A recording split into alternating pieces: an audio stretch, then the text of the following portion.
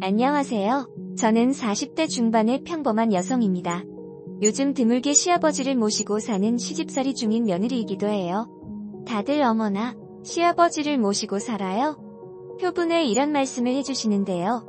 솔직히 말씀드려서 시아버지 모시고 살고 싶은 며느리가 몇 명이나 있을까요? 저도 마찬가지입니다.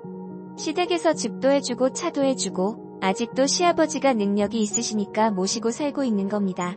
그래서 제약도 많고 눈치도 많이 봐야 하고 살림한 지 10년이 훌쩍 넘었는데도 시아버지에게 잔소리를 듣고 삽니다. 시어머니는 안 계시냐고요? 솔직히 두 분이나 계세요. 남편의 친어머니는 이미 돌아가셨고 시아버지가 재혼해서 같이 살던 시어머니는 지금 별거 중이세요. 시아버지 연세가 70을 바라보는데도 여전히 활력이 넘치고 여성 편력이 끊이질 않다 보니 재혼한 시어머니도 두 손 두 발 다 드셨답니다. 어차피 시아버지의 개인 생활이 저도 할 말은 없지만 그래도 동네에 소문이 나서 부끄러워 죽겠어요. 그래서 하루는 남편에게 아버지 좀 어떻게 해봐 이랬더니 남편은 그랬다가 아버지가 화내시면서 유산이라도 안 주시면 어떻게 이러니 어쩔 수가 없죠. 그냥 시아버지 뜻에 따르는 수밖에 없었습니다. 뭐 이렇게 이야기하면 시아버지가 무슨 기업 회장님쯤 되는 것 같지만 그것도 아닙니다. 그냥 경기도 지역 외곽에 가든 하나 하고 있어요. 장사가 잘 되냐고요? 그래도 꽤 잘 되는 편이에요. 시아버지 지인의 조카가 가게를 운영하시고 시아버지는 저녁에 가게 정산 정도만 하러 가세요. 말 그대로 생활비 정도만 시아버지가 갖고 나머지는 운영하도록 해주시는 거죠. 하지만 저희 부부가 시아버지를 무시 못하는 건 땅이 좀 있으세요. 속물이라 하실 수도 있지만 솔직히 그거라도 물려받고 싶어서 시집살이를 하고 있는 겁니다. 그래도 잔소리랑 여성 편력만 빼면 나름 젠틀한 시아버지세요. 용돈도 잘 주시고 며느리라고 집에만 있지 말고 취미생활도 가지라며 편하게 놔주실 줄 아는 분이시죠. 쉬는 날엔 손주와도 잘 놀아주시고요. 그래서 시아버지랑 지내는 게 불편하면서도 나름 재미도 있습니다. 근데 시아버지는 조금 이상한 욕심이 있으셨어요. 바로 오기, 집념이 강하시다는 거죠. 그걸 사업이나 공부에 쓰셨으면 아마 대한민국 1등이 되셨을 거예요. 하지만 그런 오기와 집념을 시아버지 스타일의 여자에게 쓴다는 게 문제였습니다. 약간 80년대 맏며느리 스타일? 그런 여성만 보면 시아버지는 저돌적인 코뿔소로 돌변하세요. 만나자 관심 있다, 식사라도 대접하고 싶다 등등 정말 옆에서 보면 추할 정도로 들이대는 분이십니다. 솔직히 시아버지니까 이 정도 표현으로 그치는 거지 다른 사람 같았으면 노망난 노인네 제 정신이 아닌 할배라고 욕을 한마디 해줬을 겁니다. 아무리 사랑에 나이도 없고 국경도 없다지만 자기 자식이나 손주뻘 되는 여자한테 그게 무슨 추태입니까? 심지어 이런 일도 있었어요. 두 번째 시어머니하고 별거하는 도중에 시아버지가 며칠만 사라지신 거예요. 연락을 해도 안 되고 식당에 나오시지도 않고 무슨 일이 생긴 건가? 실종 신고라도 해야 하는 게 아냐? 다들 발을 동동 구르는데 웬 시골 다방 아가씨 같은 여자를 데리고 집에 오시는 겁니다. 그것도 꽃무늬 셔츠에 선글라스 차림으로요. 누가 봐도 동남아 놀러 갔다 온 사람들 모습이더군요. 아무리 아내랑 따로 지낸다고 해도 다방 아가씨랑 동남아 여행 다니는 시아버지의 여성 편력에 정말 혀를 내둘렀습니다. 도저히 옆에서 그 꼴을 보고 있을 수도 없고 동네 살기도 창피하고 행여나 아이가 그런 소문을 들을까봐 남편과 상의 끝에 시아버지에게 아버님 이제 아이도 크고 학교도 보내야 하는데 요즘은 학군이 중요하잖아요.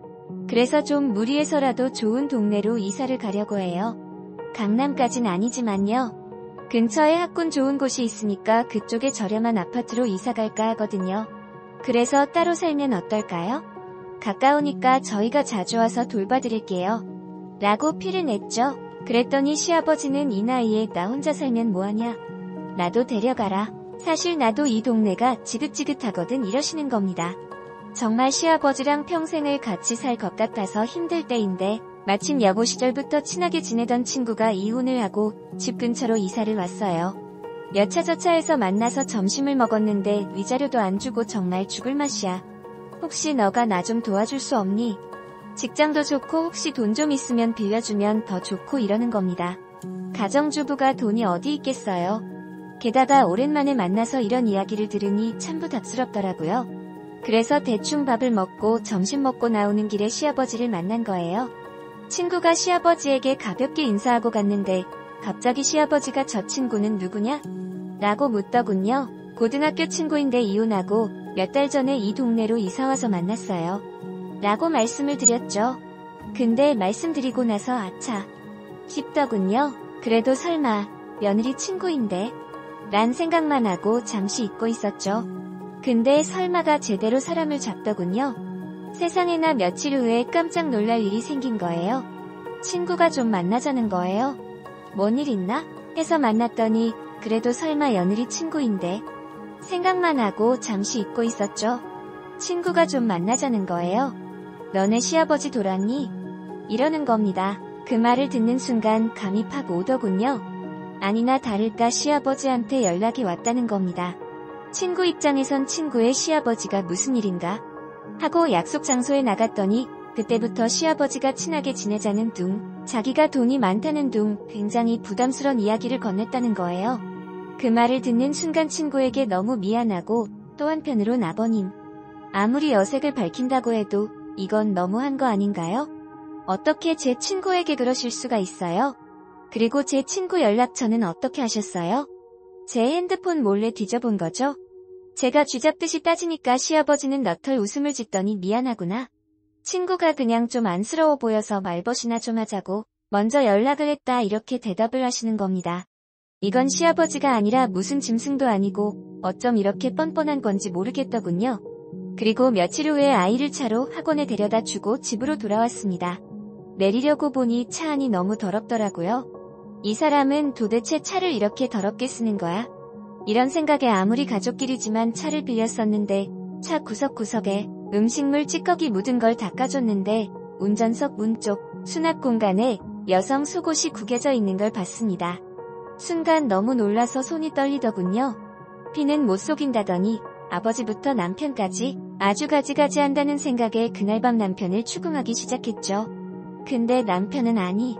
내가 운전을 한 적이 없는데 나한테 왜 이래. 나 요즘 지하철로 다녔잖아. 생각해보니 요즘 낮에는 제가 아이 학원 보낼 때 차를 쓰고 저녁에 시아버지가 음식점 다녀오실 때 차를 썼었거든요. 그때 머릿속에 설마 아버님이? 란 생각이 드는 거예요. 도저히 안 되겠다 싶어서 아버님에게 아버님 이런 거 손주가 보기라도 하면 어떡하려고 그러세요? 그냥 이참에 우린 분가할게요. 저는 도저히 이렇게 못 살겠어요. 이렇게 당당하게 말했죠. 그랬더니 시아버지도 미안하구나. 내가 칠칠치 못했네. 그동안 내가 너무 상처를 준 것 같다. 어차피 시어머니랑 이혼하기로 했고 당분간 나도 좋은 사람이랑 단둘이 살기로 했다. 사실 그 사람 수고지. 그러니 니들이 이 집 써라. 이러시는 겁니다. 일이 한 방에 풀려서 오히려 어리둥절하더군요. 어쨌든 시아버지가 분가를 하셔서 가게 근처에 있는 전원주택으로 이사를 가셨어요.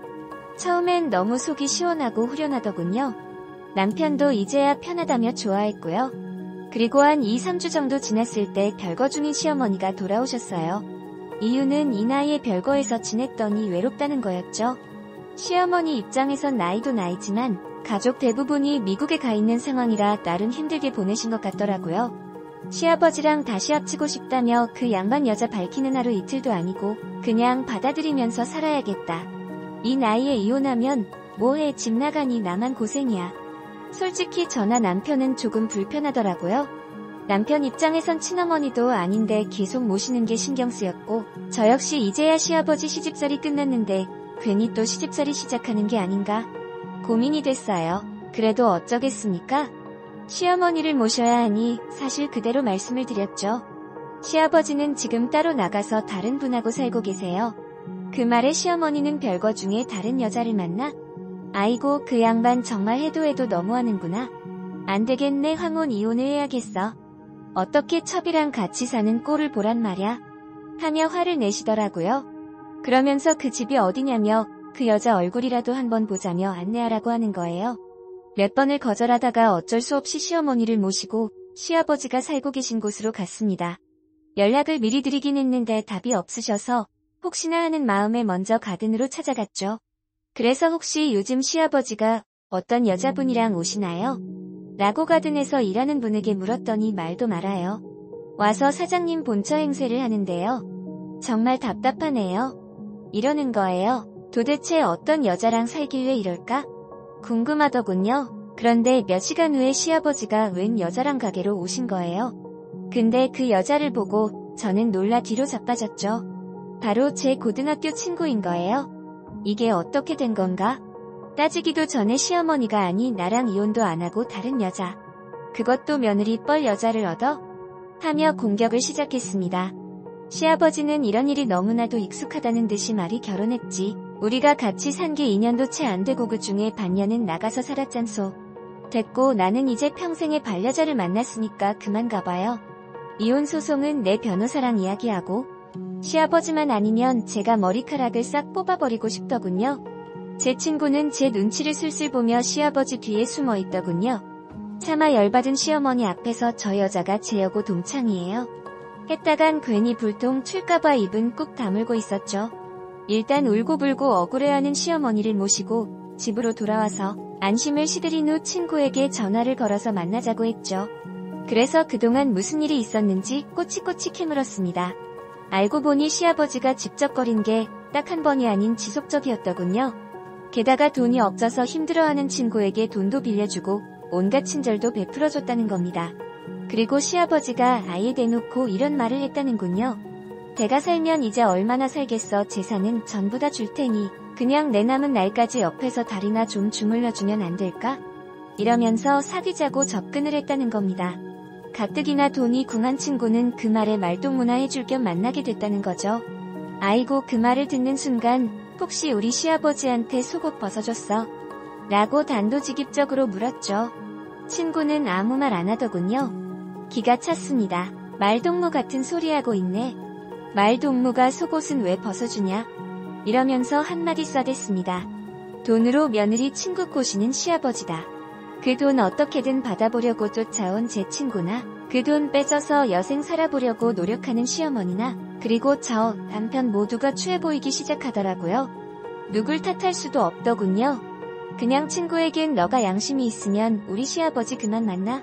어차피 여자 밝혀서 다른 여자 생기면 너한테 돈도 안 줄 거야 충고를 했건만 어디서 각서 쪼가리를 내밀면서 이더 혹시 나중에 분쟁 생길까봐 그러니 걱정 마. 내가 유산까지 뺏을까봐?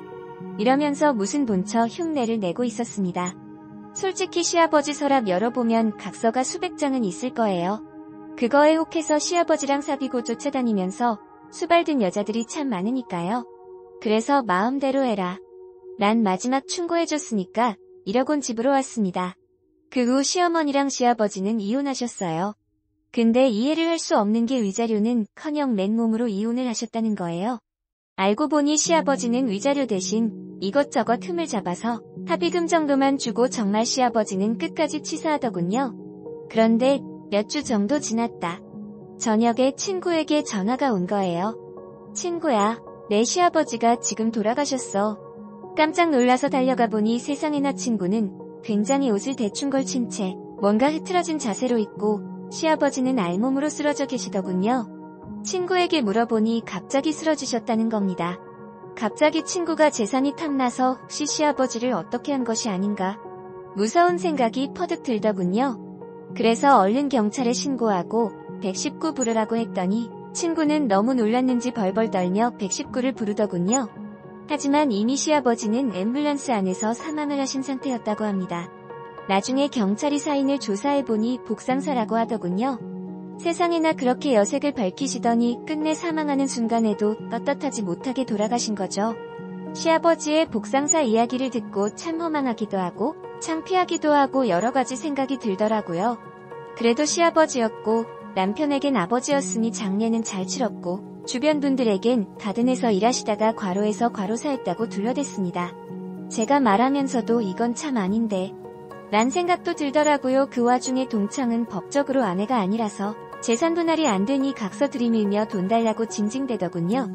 제대로 공증받지도 않은 각서 쪼가리는 무효라고 무시하고 재산은 가족들끼리 현명하게 잘 나눠서 처리했고 우리 가족은 다른 도시로 이사를 왔습니다. 차마 그 동네엔 더 이상 살진 못하겠더라고요. 어쨌든 이성 너무 밝히지 마세요. 말년이 안 좋더라고요. 안녕하세요. 저는 40대 중반의